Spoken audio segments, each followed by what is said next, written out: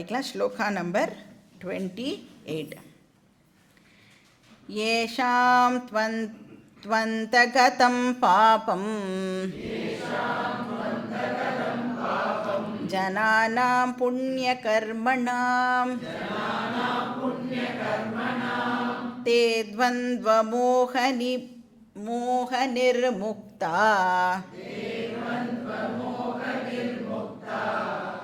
ते द्वन्द्वमोहनिर्मुक्ताः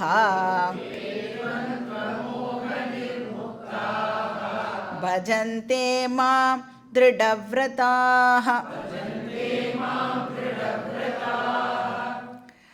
ஸோ சில fortunate people இருக்கா அப்படின்னு கிருஷ்ணர் இந்த ஸ்லோகத்தை சொல்கிறார். ஸோ அவள்லாம் நிறைய புண்ணியம் பண்ணினவா. எய்தர் இந்த ஜென்மத்தில் நிறையா புண்ணியம் பண்ணியிருப்பா, இல்லைன்னா பாஸ்ட் ஜென்மாஸில் ஏதோ நிறைய புண்ணியமெல்லாம் பண்ணினதுனால. ஸோ இந்த பஞ்சமகா யஜ்யம் அதெல்லாம் பார்த்தோம்ல, அந்த மாதிரியெல்லாம் நிறைய அவள் புண்ணிய கர்மாலாம் பண்ணினதுனால என்ன ஆகியிருக்கும், அவளுக்கு அவளோட மைண்ட் இப்போது ப்யூரிஃபை ஆகியிருக்கும். கொஞ்சம் கொஞ்சமாக அதில் இருக்கிற மலம் எல்லாம் இப்போ ரிமூவ் ஆகியிருக்கும். ஸோ அந்த இம்ப்யூரிட்டிஸ் எல்லாம் ரிமூவ் ஆக ஆக என்ன ஆகும் அப்படின்னா, தன்னை பற்றி தெரிஞ்சுக்கணும் அப்படின்னு இருக்கு இல்லையா, அதுக்கு சில ஆப்ஸ்டிக்கிள்ஸ்லாம் இருந்தால் அந்த ஆப்ஸ்டிக்கிள்ஸ் எல்லாமும் கூடவே ரிமூவ் ஆகிண்டே வருது. ஸோ புண்ணிய கர்மனா ஜனானாம் பாபம் அந்த கதம். அப்போ புண்ணிய கர்மம் பண்ணுறதுனால என்ன ஆகிறது, பாப்பங்கள் எல்லாம் குறைஞ்சின்றே வருது. நிறைய புண்ணியம் பண்ணினோன்னா என்ன ஆகும், பாப்பம் எல்லாம் இப்போது க்ஷயம் ஆகிண்டே போகும். இப்போ பாப்பம் எல்லாம் க்ஷயம் ஆகிறது அப்படின்னு எதை வச்சு சொல்லலாம் நாம்? What is the indication?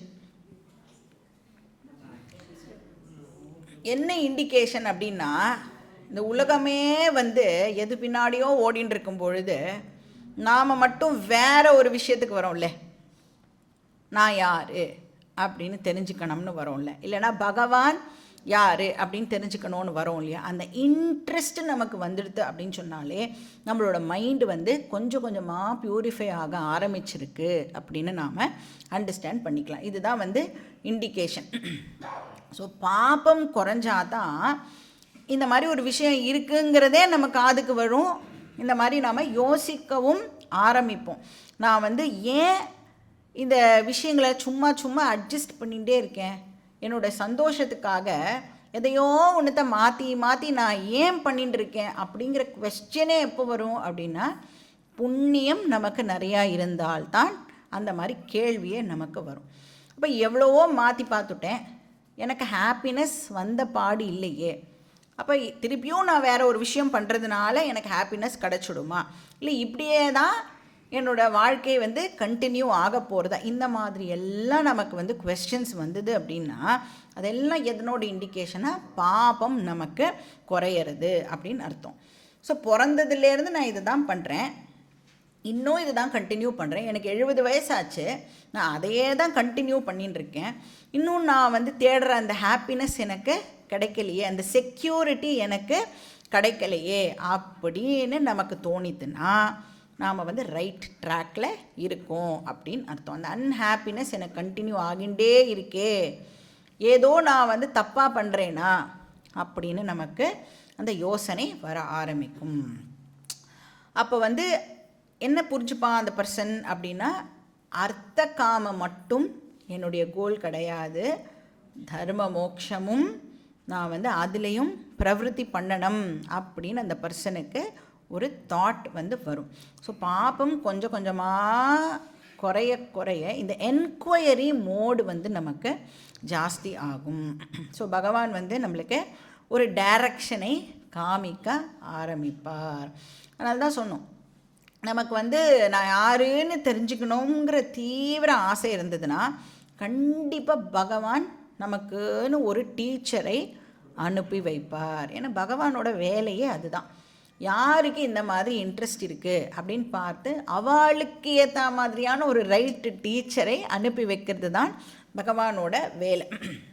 அப்போ அந்த மோகம் சப்சைட் ஆகி என்ன அண்டர்ஸ்டாண்ட் பண்ணிப்பான், இந்த சுகம் துக்கம் அப்படிங்கிறது எல்லாம் வெளியில் கிடையாது, அது நான் எப்படி இந்த வேர்ல்டை பார்க்குறேனோ அதை பொறுத்து சுகம் அண்ட் துக்கம்னு நானே வந்து லேபிள் பண்ணுறேன் அப்படின்னு இந்த பர்சன் வந்து புரிஞ்சிக்க ஆரம்பிப்பான். ப்ராப்ளம் வெளியில் இல்லை, ப்ராப்ளம் என்கிட்ட தான் இருக்குது அப்படின்னு எப்போ நாம் வந்து அண்டர்ஸ்டாண்ட் பண்ணிக்கிறோமோ அப்போ நம்மளுடைய ஸ்பிரிச்சுவல் ஜேர்னி ஸ்டார்ட் ஆகிறது.